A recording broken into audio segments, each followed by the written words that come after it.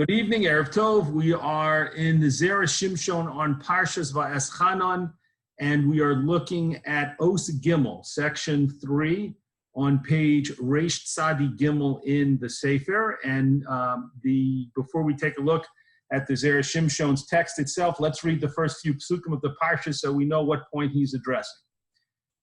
The Parsha begins, Va'eschanan el Hashem ba'esahi lemor. And I appealed to Hashem at that time, saying. So Moshe is relating to the fact that he appealed to Hashem about going into Eretz Yisrael, as we'll see in a moment. Hashem Elokim, Ata hachilosa laharos es avdecha. You have begun to show your servant as godlecha v'as yodcha hachazaka, your greatness in your strong hand. Asher mi el bashamayim u'va'aretz. Asher ya'asechem ma'asecha v'chivhurosecha. That which power in the earth, in the shamayim, or in the heavens or in the earth, can do like your actions and like your strength. Ebirah, let me pass over, please. Ve'ereh es ha'aretz hatova asher be'ever hayarden, and I will see the good land on the other side of the Yarden, Hahar Hatov Hazeh V'Halevanon, this good mountain, and the Lebanon, which is the northern part of Eretz Yisrael. So, in a nutshell, in its simplest form, Hashem is telling Bnei Yisrael that he pleaded with Hashem, and he begged Hashem to reverse the decree that had been made preventing him from entering Eretz Yisrael, and he prayed to Hashem to be allowed to enter in to the land. And then ultimately, a few psukim later, Hashem tells him actually to stop davening and to talk to Yehoshua about leading the people into the land, because the decision was final that Moshe would not be going in. So that's what the Zera Shimshon is going to talk about, Moshe's passionate desire and pleas with Hashem, pleading with Hashem to go into the land. Medrash Yalkut. So he's going to quote from the Medrash Yalkut Shimoni. Va'eschanan el Hashem, on the words that we just read that begin the Parsha, and I pleaded with Hashem. So the Yalkut Shimoni says, Lama va'eschanan, why did Moshe plead? Answer, Kedei likanes la'aretz, in order to enter the land. Ad kan lashono. This is the end of the quote from the Yalkut Shimoni. Vahu tamua, and this is bewildering. This is highly questionable. Why is it highly questionable? Because it's obviously that's what Moshe was asking for. So the Zera Shimshon doesn't even explain the question because it's such an obvious question. The Medrash says, why did Moshe daven? Moshe davened to go into Eretz Yisrael. But we know if we simply read those psukim that Moshe was asking to go into Eretz Yisrael. So the Zera Shimshon wants to try and understand and invites us to understand with him what in the world the Medrash Yalkut Shimoni is actually attempting to say. So let us continue. Second paragraph in that first column. V'yuvan b'mai de'amrinon b'sof perakama desota. And this can be understood with what the Gemara says at the end of the first parak of Maseches Sota. Darash Rabbi Simloi. Rabbi Simloi made a drasha. Why did Moshe Rabbeinu desire to enter the land of Israel? Did he need to eat from the fruits of the land? Is that why he wanted to go in, so he could eat from the special delicious fruits of Eretz Yisrael? Ella, but rather, Amar Moshe said, Yesh kama mitzvos tluyos ba'aretz. There are many mitzvos that are dependent upon being in the land of Israel, v'chulei, etc. Ekanes ani la'aretz, I will enter into the land, v'chulei. The Zera Shimshon's just paraphrasing here, he's not quoting the full text. So Moshe says, I'll go into the land and I'll fulfill the mitzvos that can only be done in Eretz Yisrael.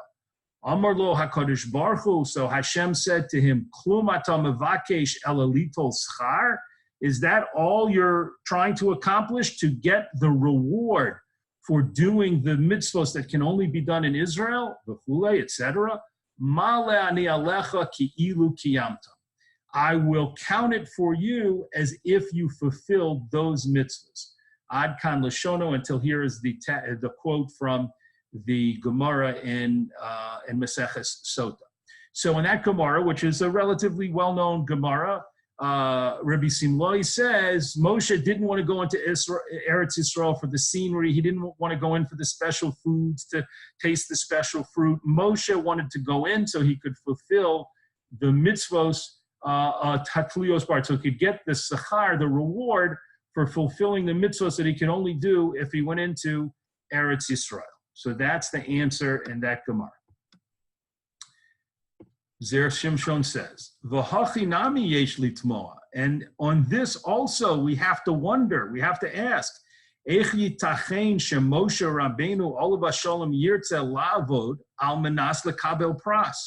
How can it be that Moshe wanted to serve Hashem, meaning do the mitzvos of Eretz Yisrael, in order to receive a reward? V'afilu hedyot she'Yisrael, even a regular Jew, im yesh lo leiv tov, if he has the good heart, if he understands what it means to be a good Jew, eino oved al manas lekabel pras, he doesn't do mitzvos in order to receive a reward. And of course, the Zera Shimshon here wants us to, and assumes we have in our mind the famous Mishnah in Pirkei Avos, which teaches us not to reward, not to be like an Eved who serves his master to receive a reward, but rather be like an Eved who serves his master without any consideration of the possible reward that he might receive. So certainly, Zera Shimshon says, certainly Moshe Rabbeinu was not really trying to go into Eretz Yisrael so he could get the sechar, the reward for doing the mitzvos hatluyos ba'aretz, which is exactly what Rabbi Simloi seems to be saying. Zera Shimshon says that doesn't seem that could be accurate. Va'af al pi shetiretz maharsha shemitchila kodem sheyikanes hayelo machshava zu lekabel pras, and even though the maharsha on that Gemara gave an answer to this question, and the Maharsha said, from the beginning, before Moshe went in, his thought actually was, I want to go in so that I can get the schar for the mitzvos hatluyos ba'aretz, for performing the mitzvos which can only be done in Eretz Yisrael. Aval im haya nichnas, but if Moshe had actually been allowed to go into the land, haya oved shelo al manas lekabel pras, he would have, if he had actually gone in, then he would have fulfilled the mitzvos without thinking or without doing it because of the reward, because of the pras. So the Maharsha says, yes, according to Rabbi Simloi, Moshe was thinking that, but he was only thinking that before he went into Israel. Had he actually been allowed by Hashem to go into Eretz Yisrael and perform the mitzvos that he could only do in Israel, at that time, of course, he would have followed the correct approach and had the correct attitude of doing the mitzvos, not specifically having in mind that he was doing them for the reward. So the Zera Shimshon says, the mechilas michavodo, with asking forgiveness from the great honor that we owe the Maharsha, ein elu ela divrei nevius. These words that he says are only words of prophecy, meaning the Maharsha is not giving a factual answer. The Maharsha is saying, I project that had Moshe gone in, this would have been his intention, as if he's making a prophecy, as if the Maharsha is saying, this is what would have happened. But the Zera Shimshon is looking for more than that. Va'adayin einonu yodim hatam lama nis'ave Moshe likones le'eretz Yisrael. But we must say that we still do not know the real reason why Moshe desired to go into the land of Israel, v'lama hirbe kol kach b'tfila, and why he spent so much time davening to Hashem and beseeching Hashem and pleading with Hashem to be allowed to go in. So let's pause for a moment. The question is, the starting question for us was, what did the Medrash Yalkut Shimoni mean when it said, why did Moshe daven? Answer, he davened to go into Eretz Yisrael. That's so obvious and it's too simplistic. There must be more to it. And so the Zera Shimshon said, let's dig deeper. And he brought in a Gemara in Erchan where Rabbi Simloi answered the question, why was Moshe davening so hard to go into Eretz Yisrael? It's because he wanted to do the mitzvos, to get the schar for doing the mitzvos that could only be done in Israel. But the Zera Shimshon says that seems hard also to accept because we know that that's not something Moshe would focus on. Even the rest of us are told not to focus on the sachar, the reward for doing mitzvahs. So the Zera Shimshon wants what he considers, he wants to keep searching for what he considers a stronger answer. We're at the bottom of the first column in the third paragraph. Omnum, however, ha-megala amukos tirates, the sefer megala amukos gives a different answer.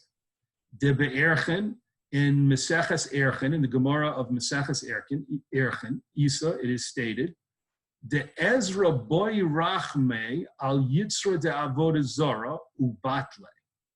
Ezra davened to Hashem about the Yetzer Hara to worship idols, ubatle, and it was nullified. He nullified it, v'chule, etc. Bishlama Moshe lo boy rachme.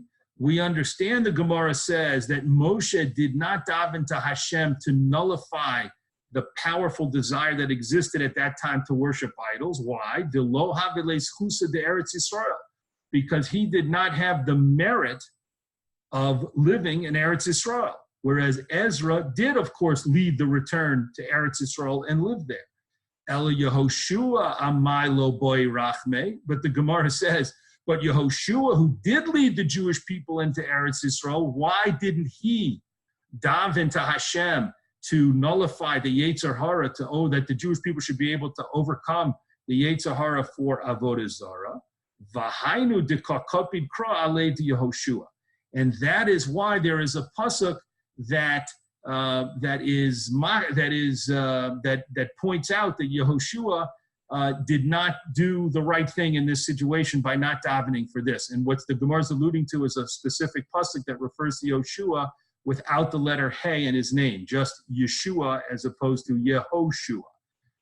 And so why was that done? So the Gemara it says that was done because Yehoshua should have davened as Ezra did to nullify the Yetzer Hara to worship idols. But now the Zera Shimshon has his point, as he'll continue and make explicit. The Im Kain, and if so, based on this Gemara, Haya Moshe wrote Lekanes LaEretz Yisrael. Moshe, the real reason Moshe wanted to enter into Eretz Yisrael, Kedei Lahavir HaYetzer Hara de Avodah Zara, was in order to remove the desire, the strong desire on the part of the Jewish people to worship idols.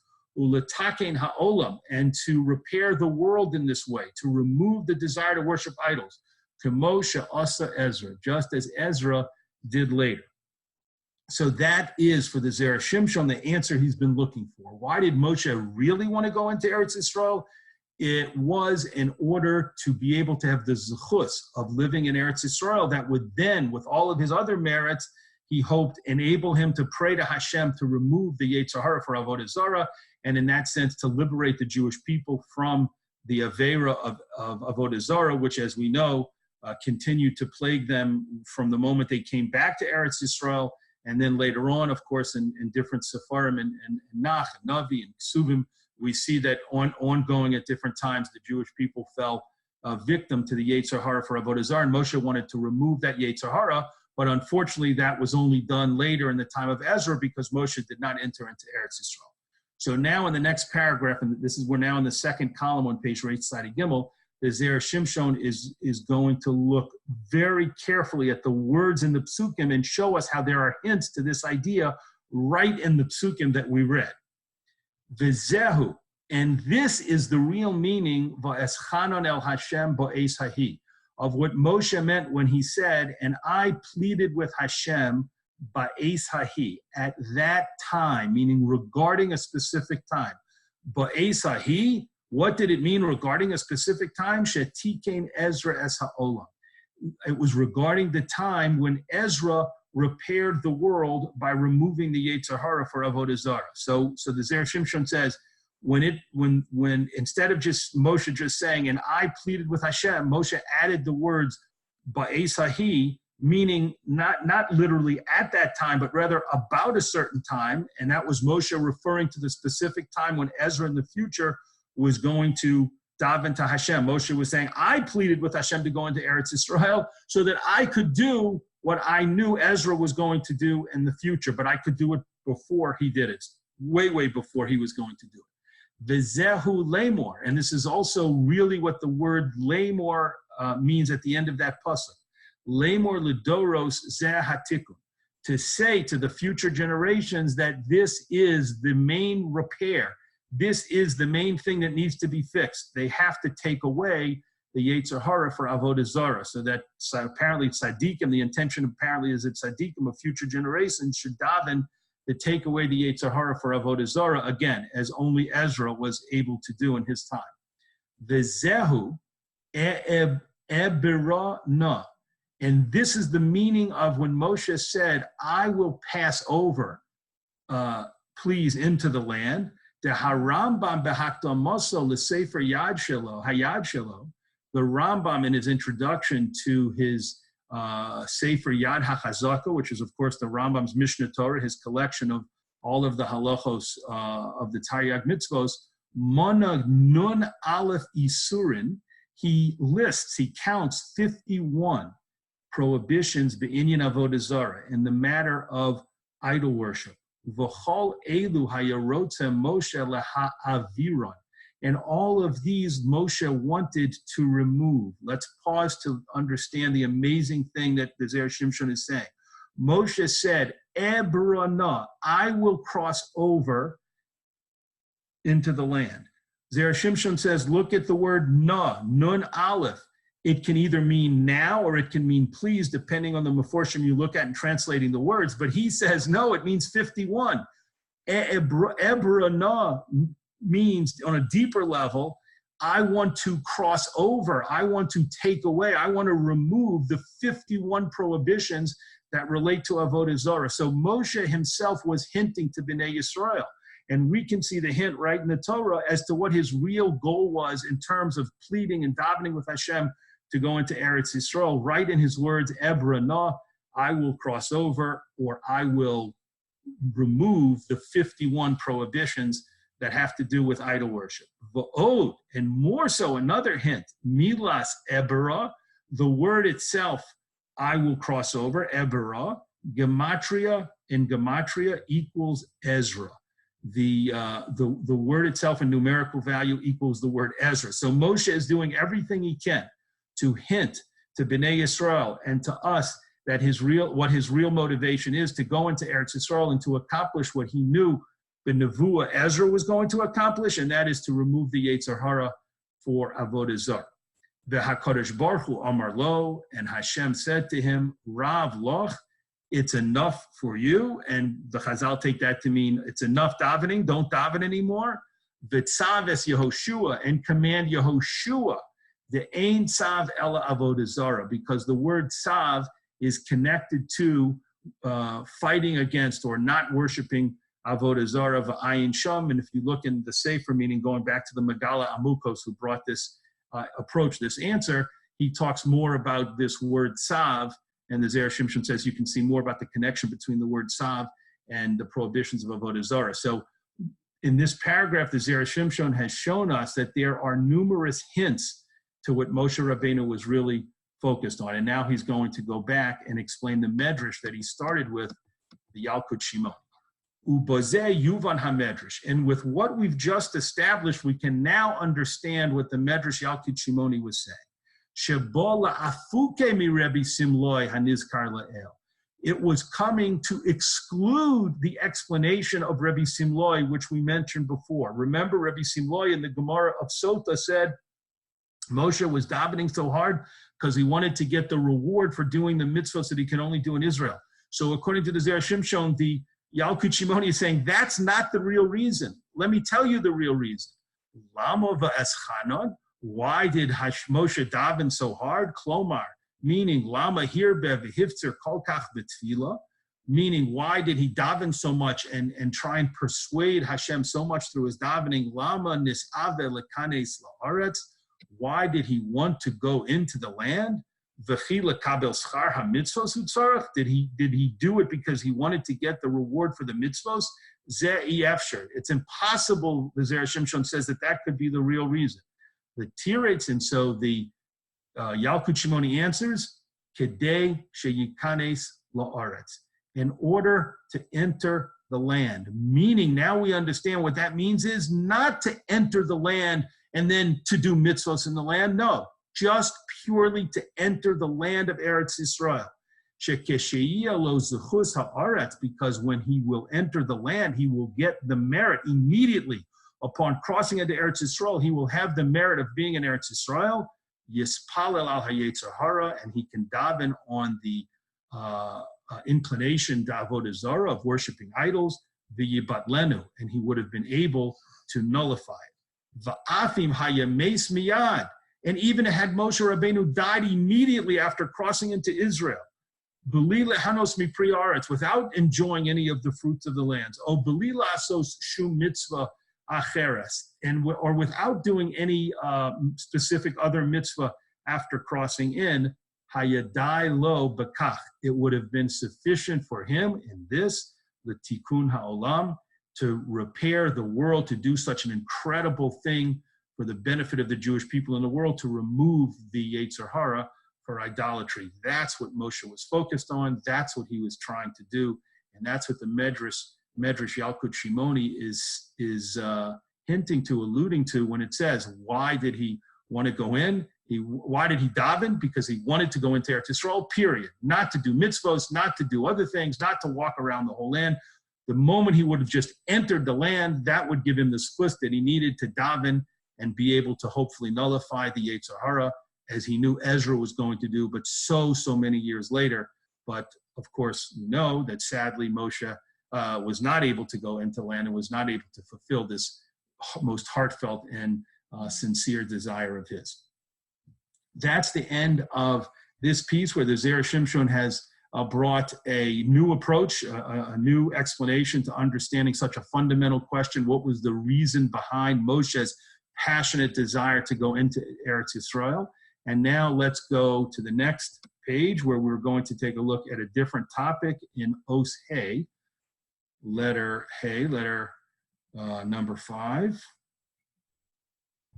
Okay. Here we're moving to a new subject completely, and it has to do with the Arei Miklat. Let me give just a little bit of an introduction. If a person were to kill someone accidentally, unintentionally, then that person, the law, the verdict for that person would be that they would have to leave their hometown and they would have to go into exile. Exactly, and they would have to go to an Ir Miklat, a specific city of refuge. And there were 6 cities of refuge, as we're about to see.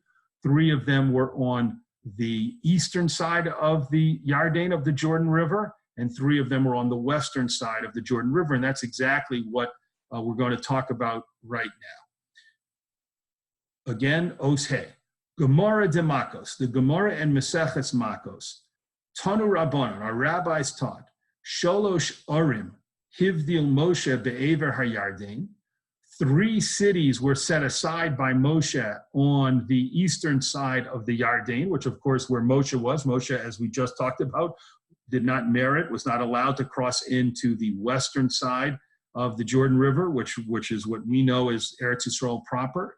So, but on his side, on the other side of the Yarden, where 2.5 tribes were allowed to live, Moshe set aside 3 cities of refuge. Ukenegdon Hivdil Yehoshua Ba'aretz.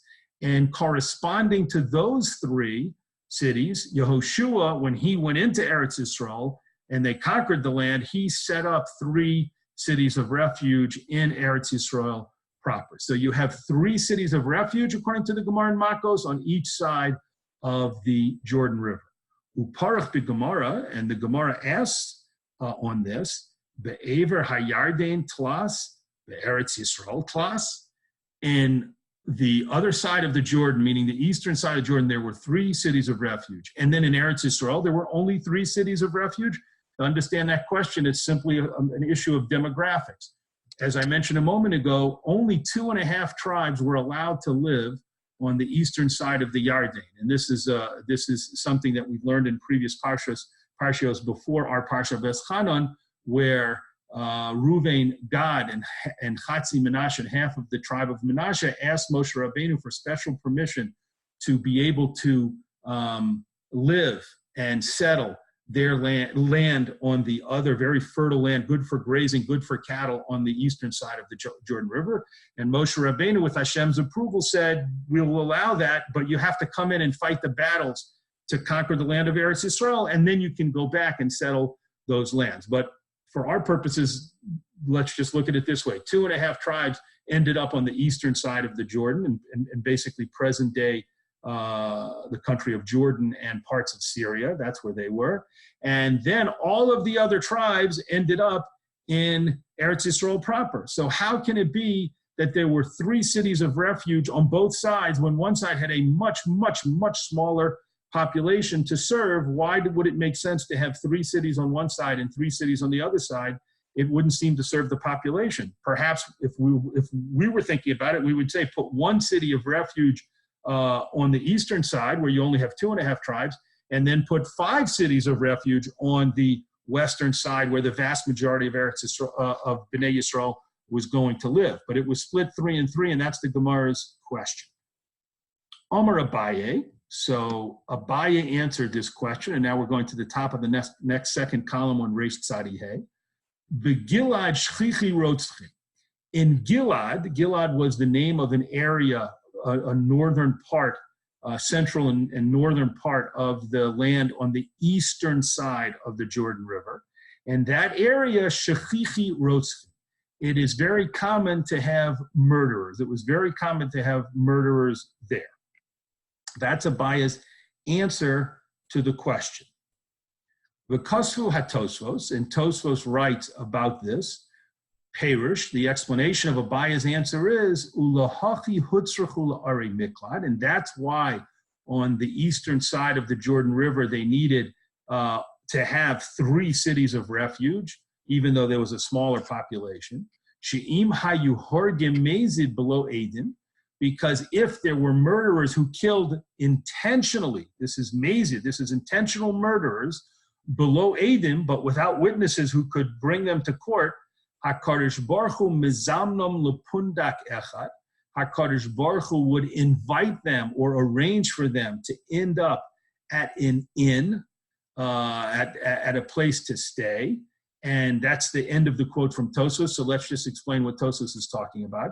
Tosfos is bringing in here, is referring to a statement made a little bit later in the Gemara in Makos that says that if a person were to kill intentionally, but without witnesses, so therefore the Jewish court, the Beis Din, could not punish him, could not put him to death, even though it's a capital crime. Murder, of course, is a capital crime, but the Beis Din couldn't act because there were no witnesses. So HaKadosh Baruch Hu would take matters into his own hands, so to speak, and he would arrange for that intentional murder to end up at an inn or a place, at a lodging place, and then he would also arrange for an unintentional murderer, a murderer b'shogeg, to end up there.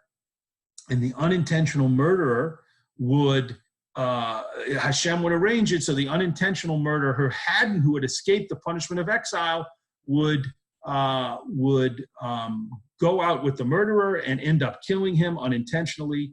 And the murderer, therefore, would be killed, which was the appropriate judgment for him. And the unintentional murderer would now have killed a second person, b'shogeg, unintentionally, and so he would get golus, he would go into exile. And so Tosfos is saying that's what Abaye is talking about.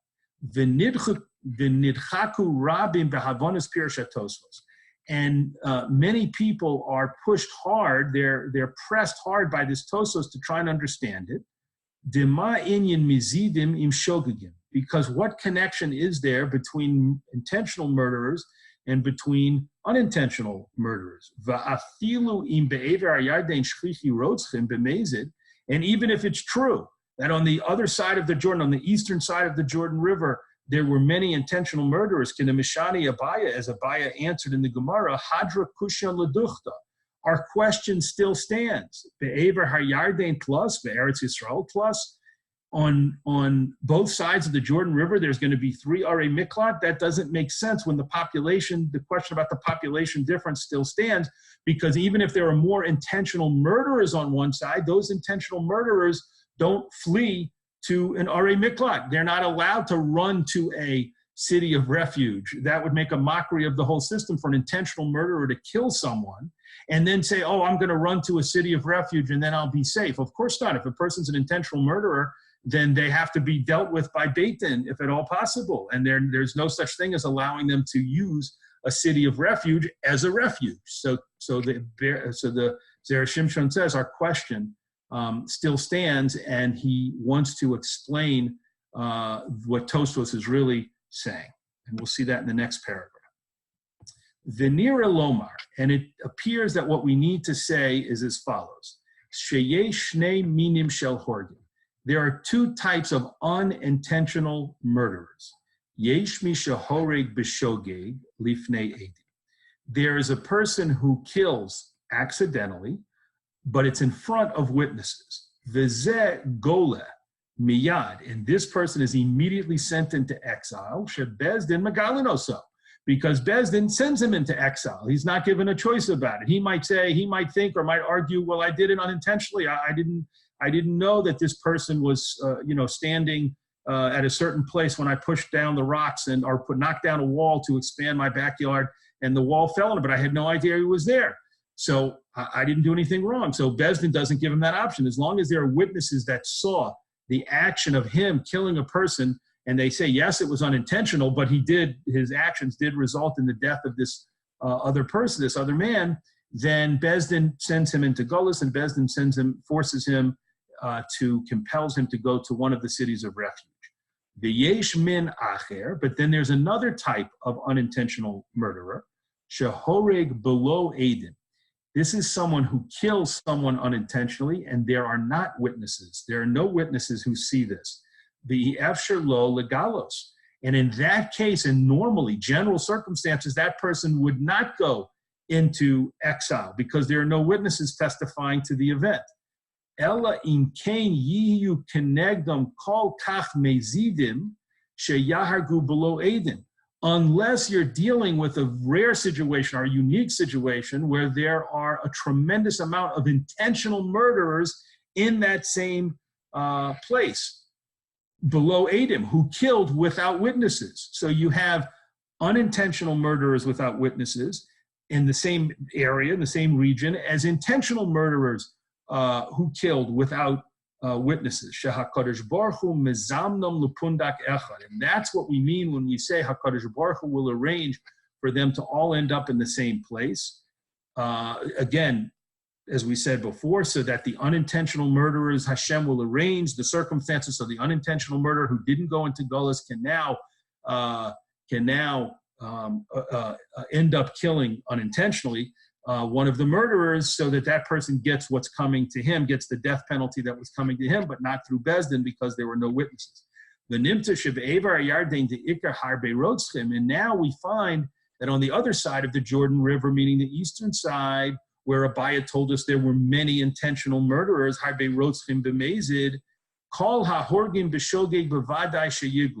then in such a situation, all of the people who kill unintentionally should be sent to that area, should be sent into a ir miklat. So Hashem can arrange for them, the unintentional murderers, and we're going to need a lot of them there, to end up with the intentional murderers. But in Eretz Yisrael, where we don't, thank God, where they didn't, thank God, have many intentional murderers, there we do not send into Golus all of the intentional murderers, meaning we only send the ones when there are witnesses who saw them kill a person unintentionally, but we don't send into Golus the people who did not see that happen.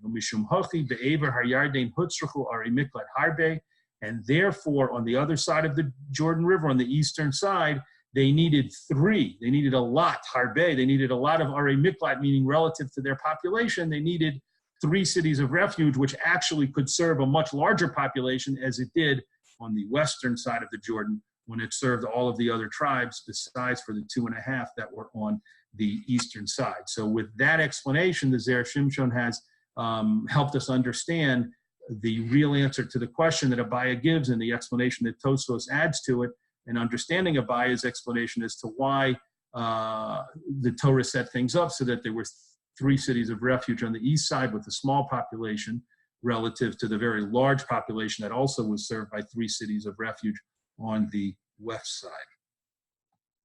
Yasher Koach, we've seen 2 very different pieces in the Zera Shimshon. One that helped us understand the true, real motivation for Moshe Rabbeinu to want to enter into Eretz Yisrael, and a second one having to do with the setting up of the Arei Miklat and how that was arranged. And the Zera Shimshons helped us understand both of those very disparate subjects in a much deeper way than we would have certainly on our own.